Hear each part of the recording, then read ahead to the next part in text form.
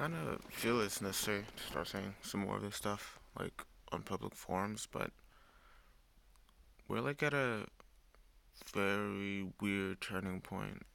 Almost, honestly, in like human history, like things that for hundreds and hundreds, maybe even thousands of years have been like status quo are being challenged.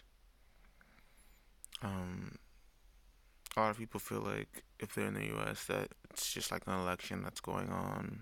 It's 2020 and all this, all that, but if you really kind of look deeper on the things that are being challenged and the reasons people are saying certain things, that there's a game of like not even just chess that's being played, like maybe 4D chess with like extra players and dimensions and all that and whatever. I don't even know how else to say that, but just a complicated game being played because everything that our society is built on right now, um, I guess, from my personal opinion, started with a couple of things. Primarily, maybe I'm biased, being African culture. We all came from Africa. From there, Eastern cultures and I guess the cultures of the people who have, for most of human history, been farthest from the quote unquote West. And then the part which I really wanted to get into, which is kind of the origins of this idea of the West, um, which to me is just kind of like a weird idea that we've bought into to this extent. Um, I'd just like to say a phrase that maybe some of y'all have heard before, um, but never really put enough thought into. Um, the idea that Rome never fell. Um, if you look into the history, essentially what Rome is Alexander the Great's empire, kingdom. Um, the tradition of, I guess, raping, pillaging, and just claiming land because you feel entitled to it. The tradition of manifest destiny, traditions of corrupt governments. You know, in Greece, before the Romans, democracy was started in Athens. Whereas every white male who owned land, which is not very fair, but still every white male who owned land would vote on most things. Where philosophy bloomed, where a lot of modern math started, where the idea of a school was first created, where you had a civilization like Sparta, where um, war and the ideals of kind of like a more moral way of fighting in battle and really upholding like the valor of being a warrior, I guess. I'm not saying that Greece was a perfect place. I'm just saying that a lot of good things was happening at that time period. At a lot of the city states is what they used to call them, around that area that were doing good. Um, but Alexander the Great, yeah, he's the one who started this whole Western bullshit, in my opinion. Um, because he took over all of Greece. He was not Greek himself. And then he continued to grow and grow and grow his empire, which reached into parts of the Eastern world and definitely into parts of Northern Africa and all of Europe. And if you guys don't know this, there's something called Romance languages. Those are languages that are rooted in Latin, which is the language of Rome. That comes from Italian, that goes down to the language that is currently spoken in the Vatican, which is, if you want to call it Latin, you can call it that, but the language of the Roman Catholic Church. Um, you can go as far as to say English is, in some sense, a Romance language. Of course, it's not, it's a Germanic language. Um, Francophones, all y'all speaking the closest thing to the living Latin of that day, because a lot of the traditions of kings and all that stuff lived the longest in France and things of that nature. Um, of course, these are ideas of soft influence, not hard influence. Rome took over a lot of land, but Rome as it is currently is just, I think a lot of what's left of it is just in Italy or whatever else you want to say, the ruins of the great civilization. And then if you look past that, even you have Istanbul, which was once called Byzantine. This is when Rome started to fall, and then history continued and continued, and Germanic people survived. I'll put it that way. People don't know, but for most of history, the German class was ruled by Roman and French classes. Not the people of Germany, but like in England, that's how English was developed. They had French rulers and a German underclass, and that's what made English happen. And Austria and countries like that, well, have, if I'm correct, obviously I'm not an expert in any of these things. I'm literally a kid in a room right here, somehow sounding more educated than presidential candidates bickering about women and old men and being blind. I forget what the metaphor was exactly, but essentially, Lady Liberty is not Lady Liberty. She's blinded by money. Um, but getting back to where I was, as Rome started to fall, the culture of Rome never really ended. Even when the British came to America, they had the concept of manifest destiny where they felt entitled to take people's land. Even when the French went to the Americas, they felt entitled to take people's land. Even when the Spanish came to the Americas, they felt entitled. Even the Portuguese came and felt entitled to a land full of people living life in a way that respected that land. Now, this is why I say all these traditions started in Africa. Because in Africa, we have a problem that we call tribalism, where people more highly value status and things like that, which creates a situation where people will um, consider people who are just people, different or less than them in certain very nuanced aspects, because they're not of a specific tribe or of their own tribe. And if you examine that, that's called xenophobia. It's just the idea that somebody's not me, so that means they're bad. And that's really like what we're fighting. That's the movement we're fighting now, the LGBTQIA plus. We're all whatever. We're all us and we're all happy. I don't really associate myself with any part of that. I just support it because I understand. Because I make effort to understand people when I don't. And I think like we're getting to a point in life where capitalism, which is something separate from everything I just discussed, which is called economics. Of course, these things are interrelated, but they're not the same.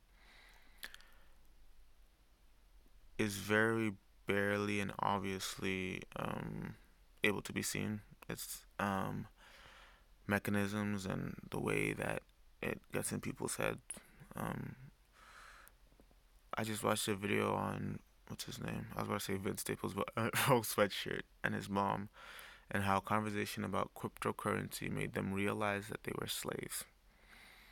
Now, most of you can't even have that conversation because you're so scared of this world the way it is now. And it's funny because I literally had that same conversation with my own aunt and uncle and some of my family members on that side of my family. And it's kind of really simple to me. Cryptocurrency is kind of not capitalism anymore. Capitalism is the idea where you can capitalize on property, which means when I see 3 acres of land, I can say that those acres of lands are my land. And the only thing I need to say that is to be quote unquote legally within my limits. What does that really mean? That means like if I find an island which is in quote unquote international waters, I sit on that island and I say that is my island. The only way you can get me off that island legally by international law is with military force. Let's take a step back. Let's say we're within a country and we're following the laws of that country. If I want to buy land, and the person selling it to me is a government which never bought it from anyone, or, you know, did some acts that, most of us would call against the Constitution right now, and the values of the what is it, the land of the brave and the home of the free, or the home of the land of the free and the home of the brave. Even in that statement, you can see the values in which this country was established on. The land of the free and the home of the brave. So to stay here, you gotta be brave, right? You gotta be brave enough to, kill some people, hire some lawyers, and get a mafia behind you. It's really ugly when you really look at it. And especially in the U.S., because that capital was largely human beings, people who were stolen from another country after the land that they were brought to was stolen from a people. And moreover, those people were killed um, through what's it called, biological means. I wouldn't call that biological warfare, but a big reason why city states and things of that nature in Europe were able to progress so fast is because they were in such small quarters, and within colder climates that's just kind of makes sense, but that breeds a lot more infestations and disease and all that. So when those people came to America, that they transmitted those diseases and killed a lot of Native Americans. That's really just like insult to injury, on top of the fact that they were already going to kill those people with guns that they had to, on top of the fact that they forced Native Americans to do things like the Trail of Tears and just walk to places that were now their homes. And to me, it's just gotten to a point of just irony. It's like you live your whole life, you just want to be educated. And then you realize that education itself is built on something that is supposed to harm you yourself. Furthermore,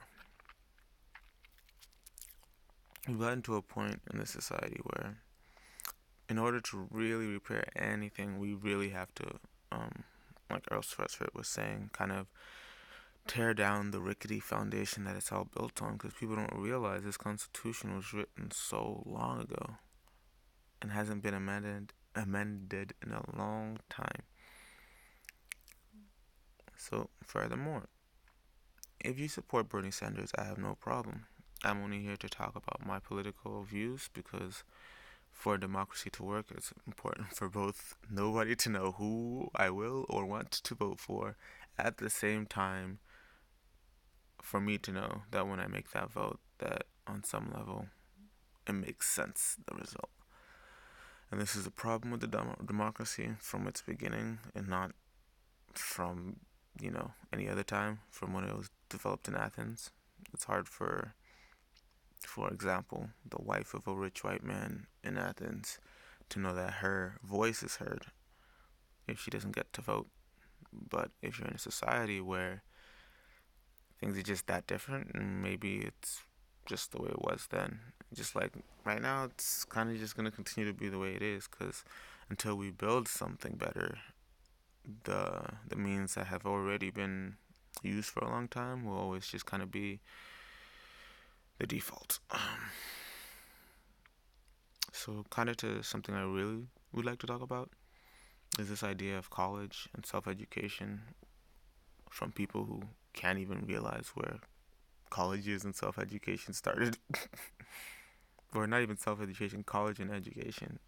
Because in Athens, they had schools. Those were people who, I guess, had enough free time, because as a human race, we've gotten to the point where where we've become productive enough that people can have free time. Um, so then you had people like Socrates, Aristotle, who would have students, and the Socratic method, and philosophy. And those were the first schools. And then as time passed, we decided everyone should go to school every day, especially when they're kids. So this is like the beginning of education. You would have people at farms. You would have, a certain amount of a certain amount of adults send their kids off the farm during times in the year to go, to school, which is all good and well. It helped, and technology continued to progress at a rapid pace, more rapid than before. Yeah, eventually industrialization happened, and we start to have different schools. Elementary, after elementary, you go to high school, which, if I'm understanding this right, of course, I'm not a historian, um, was probably similar to what college is kind of now at some point. And then you have middle school, so now we have high school, middle school, and elementary school. And elementary school became almost like daycare, where you would send your kids there because you wanted to work even harder because you weren't educated enough, which is like being stuck in a machine sometimes, People don't realize you don't have to be educated, you don't have to work hard at all. As long as you put food in your stomach, food in your kid's stomach, and you don't commit any acts of violence of any sort to other people, you're doing okay. Especially if you're trying to be aware of the types of violences you can commit, because it's gotten to a point where it's not just physical, it's not just even psychological warfare you can do. It's just a lot of ways to be dominant. I'll put it that way. Um, so yeah, you get to a point where it's not enough to have high school and middle school and elementary school. We need to have college, which ironically is those same schools that the Aristotles and Socrates of the Athens times had, where you'd get groups of people together who had particular types of minds and were good at thinking in particular types of ways, not good ways, just particular. And you would give them, the spaces and the means to think those ways, which again is good. More people being more educated. The issue comes when we get to a point in our history as humans that it's a necessity in order to eat, not even like to be happy, to eat, to go to college. That means, and of course this isn't true, but this is what it feels like at a certain point. But that would mean that in order to just be a normal citizen, you would have to give what? Majority of your youth, you'd be 20 something when you graduate to college, to educate yourself in ways you don't even understand for purposes you don't really want. And then that's what happens now when, you kind of have a educational crisis. And these are the issues I have with Bernie's campaign. Bernie's campaign is largely supported by college students, always has been. Is largely funded from the ground up, which is great. But again, for me, I need to understand how Bernie will enact all of his policies, because money doesn't grow from trees. Even though the government can print money and stop burning money and stop shredding money, but value doesn't grow from trees. Ironically, value does grow from trees. Trees make some really nice value if you kind of just stop being special about stuff. But you get to a point where you realize that these things are socio-economic issues just as much as they're political issues, if not more so. Because I do kind of understand some of Obama's claims that old white men need to stop running the country, whether that be Biden or Bernie. Because it's hard for Bernie, even as the social justice warrior he is, to understand that, for example, me,